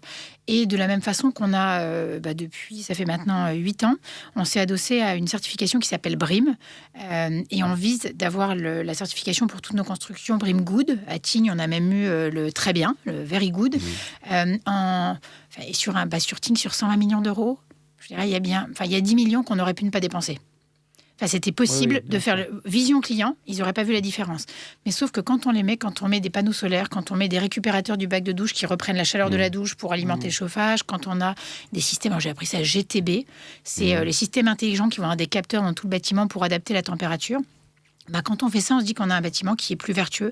C'est le centre de l'histoire, que c'est la responsabilité d'avoir des vacances. Forcément, aller en vacances, ça fait de l'empreinte carbone. Si on prend l'avion, on consomme. De toute façon, quel que soit ce qu'on fasse, ça le fait. Et on essaie vraiment d'équilibrer en se disant, on fait le moins possible de négatif et le plus possible de positif. Et c'est un sujet qui importe pour nos clients, mais qui importe encore plus pour nos équipes. Quand ils viennent bosser chez nous, ils ont envie de savoir comment ça fonctionne, et ils ont envie de donner du temps aussi pour accompagner les populations. Alors, en village, ou même au siège à Paris, là, on est dans le 19e pour enregistrer, le siège est dans le 19e. Vous avez des collaborateurs qui vont faire du bénévolat pour des jeunes enfants, pour aider des adultes à faire leur CV. Il y a cette envie qu'il y a dans d'autres entreprises aussi, mais au Club Med, elle fait partie, on dit, alors c'est en anglais, désolé, on dit sustainability is part of the journey, c'est-à-dire que la responsabilité sociale et environnementale, elle fait partie du voyage, en fait. c'est mieux en français. J'étais hyper sérieuse. Là, je te sens. Là, je suis pas sûre que tu le recycles sur un sketch. J'étais un peu. Ça va être le challenge de Mathieu, il faudra le placer dans un sketch. Rien que me rappeler le nom en anglais. Non, mais en gros, si on revient, on a fait une petite digression, mais on parlait de la place du Club Med dans la culture populaire. Et en fait, on en parlait juste avant de commencer l'enregistrement. Mais Mathieu, toi, tu as participé à un film sur le sujet. Et toutes les équipes du Club Med, vous aussi, vous avez été impliqués dans la création de ce film. Donc, est-ce que vous pouvez un peu nous en parler tous les deux ? Moi, je ne l'ai pas vu. Je crois qu'ils ont eu un petit problème sur la promo, non ? C'est-à-dire que moi, j'en avais jamais entendu parler. Tu veux dire que le film n'a pas marché. Alors, je sais Il a pas. moins marché. Mais moi si je connaissais la promo et est-ce La que barre ça a est marché placée ou très pas ? haut quand c'est un film. C'est un voilà, film de Danny Boone, donc de toute manière, Tout le monde Danny Boone, s'attend, s'il fait voilà. pas 10 millions, les Bien gens sûr, sont. c'est Et exactement. puis en France, tu as aussi une espèce de télé. On aime bien les chèques. Quand Oui, les bien mecs sûr. marchent, contrairement aux États-Unis, ou On quand a- un mec, d'ailleurs aux États-Unis, tu vois, quand t'es humoriste, les mecs ils disent pas combien ils ont fait d'entrée. Ils disent combien ils ont gagné d'argent. Oui, Et c'est quand vrai. tu tapes des humoristes, tu dis il a gagné 10 millions cette bien année. sûr, bien Et les gens se disent waouh, Il la a fait classe, Arena, c'est super. 150 Ouais. millions. Voilà, ouais, tu ouais. vois. Alors qu'en France, tu vois, un Danny Boone, Ouais, c'est typiquement, on était là, vas-y. Allez, Non, mais vas-y. parce que Combien c'est- t'as fait Combien t'as Voilà, fait le truc. Ouais, ouais. En Donc, France, on aime la chute. Voilà, Voilà. exactement. On n'aime pas les gens qui réussissent trop. Donc ça n'a pas fait autant que Bienvenue chez les Ch'tis, mais ça a fait un bon nombre Et ça d'entrées. fait quand même. Ça a bien marché, quoi. Oui, ça va. Ok. Ah oui. Et moi, je connaissais Danny de par le fait qu'on se voit souvent sur les plateaux. Et un jour, il m'a appelé. C'était un mois avant le tournage. Il m'a dit je fais un truc sur le Club Med. J'ai 2 jours de tournage pour toi. Est-ce que ça te dit ? Je dis, ouais, vas-y, on y va. Et donc voilà, je me suis régalé quand j'ai vu le film. Je me suis dit c'est super. Moi, j'ai adoré le film. Et alors, Et Anne, tu disais que vous étiez impliqué dès le début à Oui. partir du scénario. Il en nous fait. a contactés, et c'est fou, on se retrouve dans un café, alors c'était pas moi, c'était Charlotte, la patronne du Club Med France, et Thierry Le Dircom, les deux dans un café avec Danny Boone lui-même, et qui leur dit, je veux faire un film. L'idée m'est venue quand j'étais au Club Med. Il dit, j'ai rencontré un responsable restaurant qui m'a raconté qu'il était bébé Club Med. En fait, ses parents s'étaient rencontrés au Club Med, il avait... Alors il est né pareil. au Club Med et Là, grandi au Club Med. Vous utilisez des expressions que moi je ne connais pas. C'est quoi un bébé Club Med ? C'est un bébé conçu au Club Med Alors, ou là, de par c'était un les- club, alors, ce qui un s'appelle- couple alors, Abandonné au Club. C'est pas forcément... Alors, Il a été élevé Élevé par le Club Med. ça Au ne mini-club. présage pas, ça ne Ça fait présage 4 jours qu'il est pas là. du lieu et des conditions de conception, mais c'est Non. un bébé de parents qui se sont rencontrés au Club Qui Med. se sont Donc vous avez rencontrés des au gens qui Club disent je suis un Med, bébé Club Med parce que je suis né de l'aventure et de rencontres au Club Med. Ok. Et Est-ce donc qu'ils ont des tarifs préférentiels? Moi, j'ai mon meilleur ami, il ouais. a rencontré sa femme à Kemer, ils ont 2 enfants, et ouais, non, mais c'est vrai que. et ce qui est fou, tu disais vous êtes arrivé à 18h. Et on Et arrive, la on était 2 célibataires déprimés. On prend un Kemer parce qu'on se dit vas-y, on va faire la fête. C'est Bref, rigolo, t'as ouais. compris le truc. Et on est arrivé, je me rappelle, en Turquie, Antalya. Antalya. Tu vois, je me souviens. En plus, moi, je suis arménien. On arrive en Turquie. Le mec, il voit Madénien, il fait allez, ouvrez la valise, on va bien t'emmerder. Je fais putain de merde. Donc moi, j'arrive, allez, vas-y, les caleçons, les machins, ça va. Donc ok, on referme tout, on y va. Et on est arrivé à 17-18 heures, et à 20 heures, il tombe amoureux d'une nana. À Il me dit toi, c'est qui cette ouais. fille? Je lui dis non, mais vas-y, on va pas. Et dès le lendemain, ils se sont parlé. Et moi, j'ai pas vu mon pote pendant une semaine. Ah, génial. Je me rappelle, on mangeait ensemble, on faisait du sport. Et à 19h, moi, j'étais dans ma chambre, je regardais l'eau. J'entendais les gens faire la fête. Et je fais putain. Mais ils ont eu 2 enfants. Moi, 2 enfants, ouais. ils ont eu 2 bébés Club Med. 2 bébés Magnifique. Club Med. Ok, d'accord. Ouais. Ok. Et donc, Danny Donc, Boone Danny nous Boone dit, avait en fait, ça lui a rencontré donné ce monsieur, l'idée de faire un film imagé qui aurait été l'histoire de quelqu'un qui a grandi au Club Med, qui y est resté, parce que son papa était décédé, avait eu un accident, et donc il y était resté. Et à l'âge adulte, tout d'un coup, il s'est dit, à 45 ans, en ayant vécu, alors en plus, ce qui n'existerait pas que dans un seul Club Med, il n'était jamais sorti de celui-ci au Mexique, il se dit, je vais aller retrouver Violette, mon amoureuse, à Paris. Et là, il arrive, et ça commence, il y a des scènes cocasses, parce qu'en fait, ça montre alors une valeur qui peut paraître désuète, qui est la gentillesse. C'est-à-dire quand on est intrinsèquement, profondément gentil, quelque part, et naïf, et au fur et à mesure du film, on voit à quel point la gentillesse fait porter un regard différent sur le monde, permet d'être en alignement, enfin des sujets finalement assez profonds et qui sont complètement dans l'air du temps aujourd'hui, du fait de se retrouver soi-même, etc. Mais donc, il y a des scènes totalement cocasses. Donc, il arrive à l'aéroport, les gens sortent de l'avion, on lui dit dépêche-toi. Il dit pourquoi ça ferme? Parce qu'on a tous eu à Roissy le fait de dire on court. Bon, voilà. Il monte dans un taxi et là, c'est toi le connard. voilà. Ah, t'es le méchant taxi. Mais ouais, dans non, ce mais film. c'est la promotion de la gentillesse au travers d'un gars. Et d'ailleurs, tu sais, je me posais souvent des questions quand j'allais au Club Med. Je me suis dit, le danger du Club Med, c'est d'en sortir. Ouais, c'est Parce ça. que tu es tellement dans un esprit d'insouciance. Ouais. Tu oublies que tu dois payer. Bah là, c'est Et ce oui, qui lui oui, arrive. c'est ça. Tu vois, t'oublies que tu te dis pas bonjour aux gens dans la vraie vie. Ouais, c'est vrai. Oui. Donc le maître, tu dis bonjour. Et si J'ai tu eu- dis bonjour, tu fais oui. attendez, j'ai rien sur moi. monsieur. J'ai une jeune fille en Grèce qui est une géoski nautique et elle fait des études de médecine. Et pendant toutes ces années de médecine, elle fait tout l'été à notre Club Med en Grèce, Saison. qui est un truc de dingue pour le ski nautique avec 4 pontons. Enfin, je vous fais pas la réclame, mais ceux qui savent. Et elle me dit, et je lui dis, et comment tu fais quand tu reviens? Elle dit, quand je reviens fin septembre, elle a dit, j'ai toujours un petit 15 jours, parce qu'elle dit, je croise des gens dans le métro et je dis bonjour. Et elle dit, j'ai un petit recalage C'est ça. du fait que voilà, il n'y a pas ça dans la vie. Avec Et la en fait, violence parisienne, quoi. mais C'est ça, souvent, quelquefois, des clients qui viennent pour la première fois au Club Med, ils sont surpris. En fait, ils donnent ce terme de la gentillesse. Ils disent, mais en fait, les équipes sont là, enfin, sont souriants. Et c'est avec le cœur, c'est-à-dire c'est pas un truc qui se programme, on l'apprend pas dans les études, mais Ouais. c'est le fait de dire on peut avoir ça et ça amène les clients entre eux.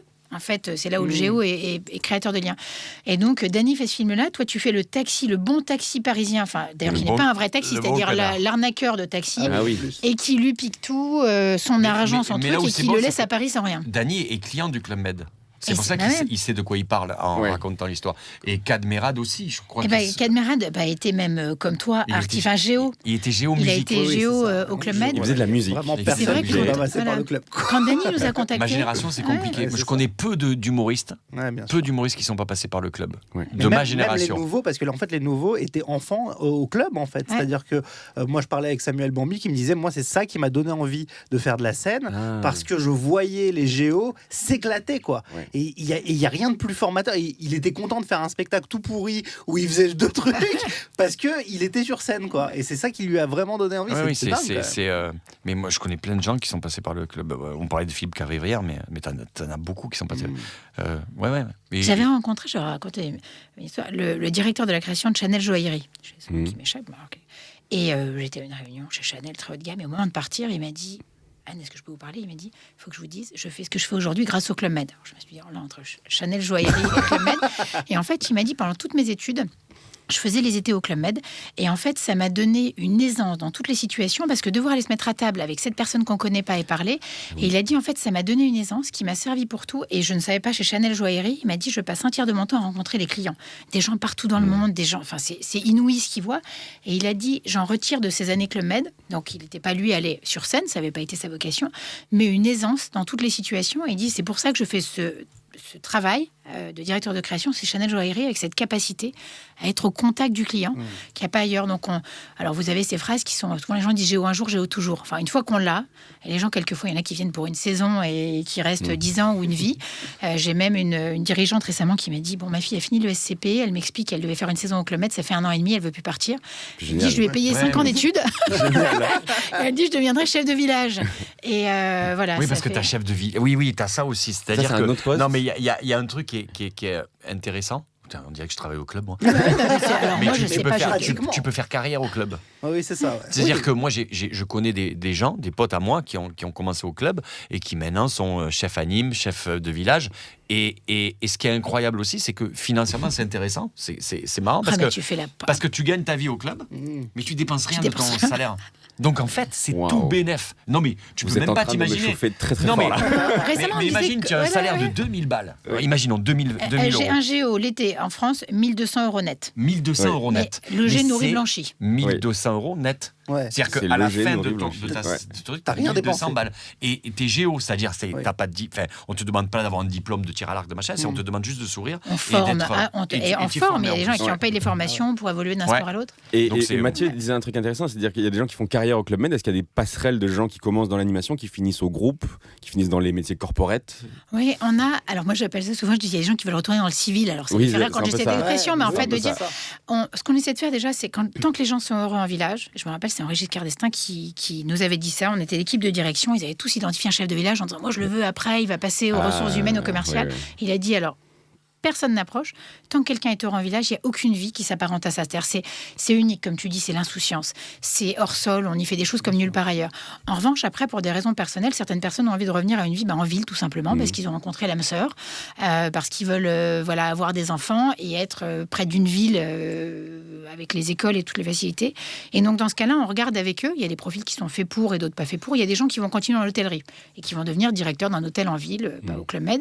Et puis, pour ceux qui ont le potentiel, l'envie, ça demande de se remettre en cause parce qu'ils arrivent sur des métiers où ils repartent en bas de l'échelle. Quand vous avez été chef de village, vous êtes le dieu. Enfin, vous êtes le dieu du lieu. C'est-à-dire à la fois les équipes ont les yeux cribillés, les clients sont impressionnés. Et quand vous arrivez dans un bureau et que vous devez apprendre un métier de zéro, mais il y en a beaucoup qui le font. On les accompagne, on les forme. Parce qu'il y a un film qui parle de ça, qui s'appelle Tellement proche, un film de Toledano et Nakache, où c'est un chef de village apparemment qui est joué par Vincent Elbaz, qui revient un peu et qui a du mal à percer dans ils vous ont pas contacté, être humoriste, mais finalement ça marche pas. Et ouais, c'est ça en fait, il a du mal à revenir à sa vie civile. Même chef de village, faut quand même faut avoir les épaules de ce truc-là, parce que chef de village, la moitié de 300 employés, 900 clients. Et oui, t'as la face de l'iceberg qu'on voit, mais dessous, c'est le boulot qu'il y a à faire là-dedans. C'est quand même incroyable. Il y a des villages, il peut y avoir T'aurais pu l'été. faire chef de village Après, c'est tellement un choix de vie. C'est incroyable. Hein. J'ai fait des rencontres qui je sais pas, mais je sais que je pense que le point commun avec artiste, c'est l'adrénaline. C'est une intensité. C'est comme le métier que tu fais. C'est une intensité. Enfin, tu peux pas le faire ton métier. Tu l'incarnes quand tu montes sur scène, comme tu disais. Tu peux pas être dans un mauvais jour. Enfin, je sais pas comment tu le vis de l'intérieur. Quand j'allais former les animateurs, vous faisiez ça. Vous faisiez les schools. Comment ça s'appelait? À Évian. Il y avait le campus. Vitel. Vitel. On appelle ça maintenant les Mountain School, mais à l'époque, à Vitel, c'était pas Mountain School. Donc, en fait, tu restais 2 jours, tu parlais avec les jeunes et tu faisais ton spectacle. Tu faisais le spectacle. Et après, ils te faisaient leur sketch, ils avaient préparé des trucs et c'était des échanges comme ça. Et ils faisaient venir pas mal d'artistes, des metteurs en scène. Et moi, je faisais partie de ce truc-là. Et le seul truc que je leur disais, vous vous rendez compte, moi, je fais mon métier, j'ai des gens, la vie, elle est dure. Vraiment, c'est pas marrant pour 90% des gens, leur vie, elle est pas ouf. Vraiment. Et moi, j'ai des gens qui payent 30 balles pour m'écouter parler pendant 1 heure. Ce qui est incroyable. Et de toute ma vie, jamais je me remettrai de ça. Je me dis, chaque fois que je monte sur scène, je vais prendre balle. Et j'expliquais. Non, mais c'est dingue. Chaque personne. C'est dingue. C'est un truc de fou. Moi, ma meuf, je lui parle 5 minutes, elle me fait tais-toi. Je dis, mais il y a des gens qui payent. Et toi, tu me dis, t'es c'est gratos. Là, tu me parles fort, arrête. Et oui, ça, c'est gratos, profite. Et je lui dis, les gens, quand ils vont au club, c'est sûrement leur économie de l'année. Oui. Donc, vous avez une putain de responsabilité énorme. C'est-à-dire que ces gens vous donnent c'est à vous d'en faire leur meilleur souvenir de ça. Ils vous donnent leur semaine de vacances.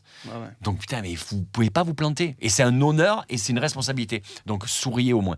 Souriez, vous n'avez pas le droit de faire la gueule. Et de deux, vous avez la responsabilité que dans 10 ans, 30 ans, quand ils vont ouvrir leur album photo, peut-être que vous êtes là, comme ça, mais qui vont se rappeler de vous et vous dire putain, on a passé des bonnes vacances.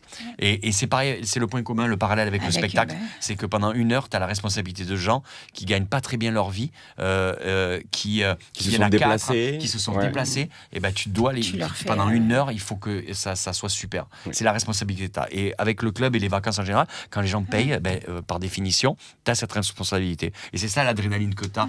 Moi, quand j'ai eu des équipes d'anime et que avec des potes, je leur disais, on a de la chance, nous. On a de la chance. Eux, ils viennent 1 semaine. S'il pleut, il pleut. Oui. Nous, s'il pleut, on dit la semaine prochaine, il fera beau. Oui, mais s'il y a du vent, si l'eau est froide, s'il y a un problème, il faut avoir tout le temps une solution pour que ces gens soient heureux. Voilà, c'est tout. C'est beau ce que tu as dit. Non, mais c'est vrai. C'était moi, quand j'allais en formation Club Med, je leur disais ça. Je leur disais, j'ai pas on va pas rentrer dans la technique, les machins, je comprends pas. Il faut être là pour les gens. Mais soyez juste heureux parce que vous avez beaucoup de chance. Créer les conditions du bonheur, faire vivre des émotions, mais ça demande pour vous. Enfin, nos géos, toi quand tu es sur scène, c'est effectivement, ça peut être parfois des bons jours, des mauvais jours, mais tu mets tout de côté et tu donnes en fait. Ouais, c'est ça. Ouais. T'as pas le droit de faire la gueule. T'as pas le droit d'être dans un mauvais jour. Tu peux pas faire comme le chef de village, machin, tu fais ton sketch et tu. Non, on va le dégager, ce chef de village. Et oui, c'est pareil pour toi au final. Quand les gens payent pour venir te voir, t'as pas le droit de les décevoir. Même si parfois t'as pas envie, j'imagine. Après, tu peux ne pas être drôle parce que t'as mal travaillé ou parce que machin, mais t'as pas le droit de faire la gueule. T'as pas le droit d'après de dire je fais pas de dédicace. T'as pas le droit de. T'as pas le droit de dire vous avez été un mauvais public. Ouais. Non, là, y a pas de mauvais public, y a que des mauvais comédiens. Voilà, ça n'existe pas les mauvais publics. Et t'as pas le droit d'avoir la grosse tête surtout. Avec ce qu'on fait nous, je te parle on fait juste rire des gens. Moi, les gens qui ont la grosse tête dans ce métier, c'est que c'est vraiment ils ont un problème psychologique. Ça arrive, malheureusement. Ça arrive, il y en a beaucoup, mais il faut Tu comprends d'où ça vient, c'est-à-dire que tu es là, une espèce de dieu sur scène, tout seul, avec 400 personnes qui fait rire tout le monde, des gens qui viennent le chercher à la fin. Ouais, mais c'est que t'as pas été très bien formé par tes parents, parce que si tes parents... Moi, j'ai la chance d'avoir des parents qui me mettent... quand j'ai eu la tête qui est un peu... parce qu'on l'a tous... mais moi, je laisse tomber. C'était horrible. Mais moi, c'était... mon père... au club une semaine. Non, mais... Et d'ailleurs, tu sais quoi, pendant le confinement... Je pensais que le confinement allait nous aider. C'est qu'on allait tirer les... Tu sais, quand on parlait des comment on appelle ça, les héros du quotidien. Tu sais, les caissières, les éboueurs, les infirmières, on les applaudissait. Maintenant on s'en fout complètement, tu vois. Mais je pensais qu'on allait peut-être un peu redescendre les curseurs et qu'on allait se rendre compte que les gens importants dans le monde dans lequel on vit, c'était peut-être pas ce qu'on voyait à la télé, ce qu'on voyait sur scène, ce qu'on sert à rien. Typiquement, on sert strictement à rien. Non essentiel. Je te trouve un peu dur, parce que encore une fois, c'est important. Quelqu'un qui vient et qui passe sa soirée avec toi, il a envie de. Il y a des gens qui viennent te voir. Je pense qu'ils sont pas entre guillemets fans de toi. Ils viennent te voir parce que t'es là. Ils veulent passer un bon moment. Ouais, mais ça, quand je te dis qu'on est non essentiel, tu sais, sur l'exemple, tiens, regarde les États-Unis, ils ont les meilleurs humoristes, les meilleurs late show, les meilleurs auteurs, les meilleurs films comiques, ils ont Trump. Ça sert à rien. On ne sert à rien. Il faut arrêter de croire qu'on change quelque chose. J'ai pas la prétention de me dire que les gens, quand ils rentrent dans ma salle, en sortant, ils vont se dire mais putain, évidemment. J'ai capté un truc. Non. Tu leur donnes ton avis à la rigueur. Mais est-ce que t'es pas content que quelqu'un rentre chez lui et a un peu oublié ses problèmes et passe une bonne soirée? C'est le seul truc qu'il faut. C'est que juste qu'ils partent avec le sourire. Et quand tu vas en vacances, et typiquement le club, c'est que je pense que quand ils repartent, ils soient aussi heureux que quand ils sont arrivés, quoi. C'est rigolo ce métier parce que tu as un peu envie, Anne, que tes clients soient tristes. À chaque fois qu'ils finissent leur semaine, tu as envie qu'ils partent en pleurant, quoi. Je ne dis pas en principe, mais en l'occurrence, un élément qui rend hyper fier les équipes, il y a souvent, quand les gens partent, les enfants qui pleurent.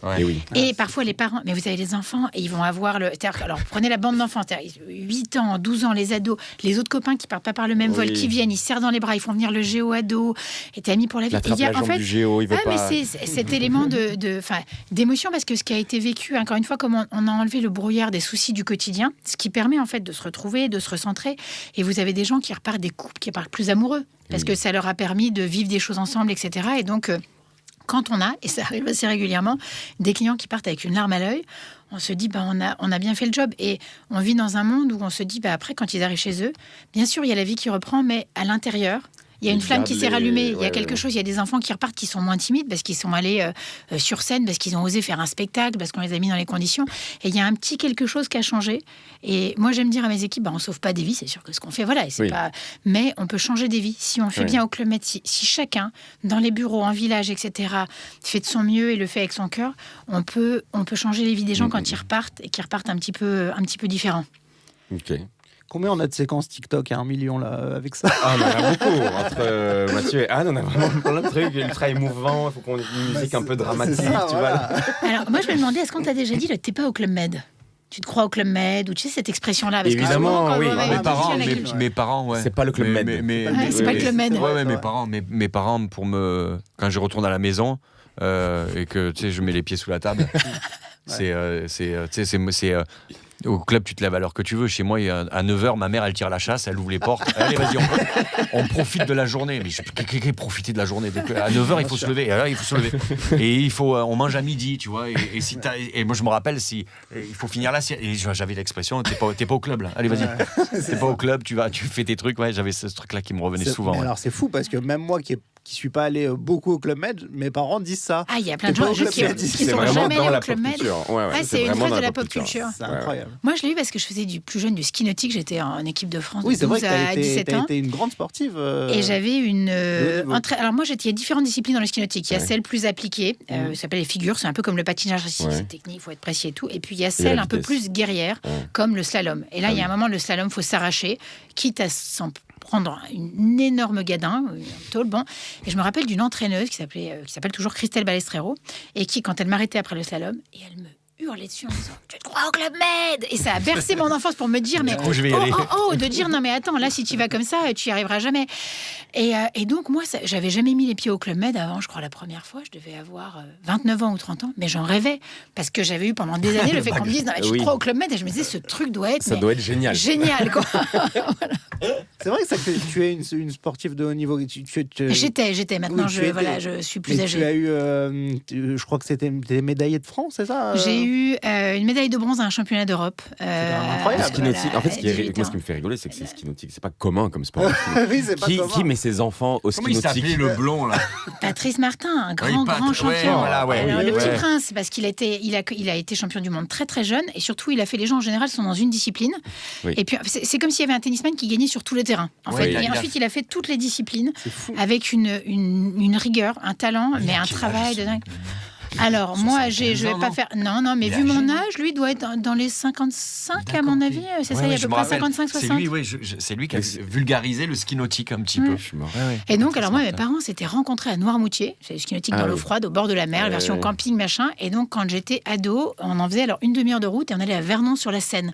Donc, c'est pas la version... C'est-à-dire qu'après, j'ai découvert la version ski nautique Club Med, où là, on est en Grèce, à l'île Maurice, avec parfois un drone au-dessus qui m'a pris en vidéo avec des fonds marins de dingue. Et je me suis dit, ça, c'est le ski nautique que je préfère. Par rapport à la scène entre les péniches et tout ça, quand j'étais jeune, tous les mercredis, samedis, dimanches. Mais bon, ça forge le caractère, parce que quand on fait ça au mois d'avril ou au mois de novembre, vacances de la Toussaint, voilà, sur la Seine à Vernon, en tout cas, on apprend la valeur du travail. C'est incroyable, ça, tu faisais du ski nautique sur la Seine, je savais même pas. Il y a des clubs de ski nautique sur la Seine, et il y avait un super dirigeant du club de ski nautique qui avait détecté rue Finverlière plein de pépites et qui nous poussait à nous T'as gardé entraîner. un bon niveau, j'imagine. Alors maintenant, j'en fais une fois par an, quand je suis, ou 2 fois par an, quand je suis en vacances au Club Med. Je garde beaucoup de plaisir à en faire. Oui, ok. Et tu vas toujours en vacances au club? Et je vais pas toujours en vacances au club, mais j'adore aller en vacances au club. Est-ce qu'il faut pas aller justement dans les clubs des autres? On fait ça aussi, on va à ce qu'on appelle le benchmarking. Ils doivent être tous prévenus, ça doit être un dingue. Attention, il y a Anne qui arrive. Je fais semblant. Les trompettes. Je fais semblant de pas le voir et de dire non, je crois que c'est comme tous les clients, mais en fait, on avait posé cette question à la patronne d'Uber, parce que elle, quand elle rentre dans les Uber, est-ce qu'elle dit vraiment qu'elle est au Uber la patronne, quoi? Elle disait qu'elle le dit directement. Mais elle le dit parce qu'elle est honnête. Elle le dit parce qu'elle a peur que les chauffeurs soient là à dire oh là là Uber. Est-ce que toi, quand t'arrives, tu le dis directement, ou est-ce que t'attends? Ils le savent. Est-ce qu'il y a une photo de la CEO dans tous les clubs Med? Non, parce que mais ils sont en plus nos équipes en village. Je veux dire, par exemple, quand Henri Giscard d'Estaing, qui est le président du Club Med, quand il va en village, les équipes, et autant que je vais pas citer les gens parce que pour des raisons de confidentialité, mais on a des grands chanteurs, des grands acteurs qui viennent en vacances chez nous, et en fait les équipes le savent, mais ils sont très respectueux de ce temps d'intimité. Et donc ils sont attentionnés. Ils sont attentionnés avec Henri Giscard d'Estaing, ils sont attentionnés avec les autres dirigeants, mais parce qu'ils sont heureux de ce qu'on fait avec les chanteurs, les pour eux et pour la marque, pour le Club Med et pour l'avenir de cette belle entreprise qui, encore une fois, il y a 20 ans, était risqué de disparaître. Et donc ce qui a été relevé à bout de bras, ils en sont fiers, et donc ils sont doublement gentils avec nous, mais en laissant vraiment vivre ses vacances. Et moi, je vais beaucoup au Club Med parce que j'arrive à faire un truc, et certains mes collègues au Club Med me disent non, mais sinon je me sens au bureau, je vois le détail, je regarde le buffet. Enfin, quand je suis en vacances, si je vais au Club Med, j'ai le regard de travail. Et alors moi, je dois avoir 2 cerveaux différents. Quand j'arrive en vacances, alors je n'ai plus du tout le regard critique boulot, je le vis avec le cœur, en fait. Donc j'adore ça, et mes enfants sont accros. Donc j'en fais pas mal, je dépense un beau budget aussi. Et à titre pro, tu es souvent en déplacement dans les clubs? Ça correspond à quoi sur l'année? Ça, c'est la partie où je perds totalement en crédibilité auprès de mes amis. Quand je leur dis, oui, la semaine prochaine, je me rappelle, il y a 5 ans, je leur dis, bon là, je repars en déplacement, c'est compliqué pour les enfants. Ils me disent, tu vas où? Je leur dis, je vais aux Seychelles. Et là, alors il y avait dégage quoi. Et j'allais aux Seychelles pour négocier avec le ministre des Finances, d'avoir une réduction sur les taxes pour le terrain, avec le ministre de l'Emploi pour avoir le nombre de visas. Mais en fait, on fait tous nos séminaires au Club Med, parce qu'en fait, moi, mes équipes Europe-Afrique, j'ai des gens qui viennent de Londres, de la Belgique, de la Suisse, etc. Et en fait, c'est moins cher de faire les séminaires au Club Med que de les faire en ville et de se payer l'hôtel, le truc. Et en fait, ce qui fait que il y a des entreprises et beaucoup qui font leurs séminaires au Club Med, c'est que finalement, ça sort du quotidien. La même chose que tu racontais, c'est-à-dire qu'en fait, on sort de l'endroit, du rythme de la ville, des transports, du brouillard, et on a des salles de réunion dans certains de nos Club Med.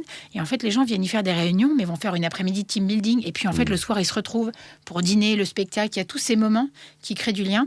Et ce qu'on a vu, c'est qu'en après Covid, c'était encore plus important de créer de la collaboration entre les employés d'une entreprise parce que la visio, ça permet de gagner le temps de trajet, ça met plein d'efficacité, mais il faut créer cet informel qui fait qu'on va avoir envie de trouver une solution ensemble à un problème, de laisser chacun ses agendas personnels de côté pour aller faire ce qui est bon pour la boîte, qu'on va se faire confiance parfois et entre collaborateurs, oser se dire en fait là je sais pas, ou je pense qu'on est sur la mauvaise voie.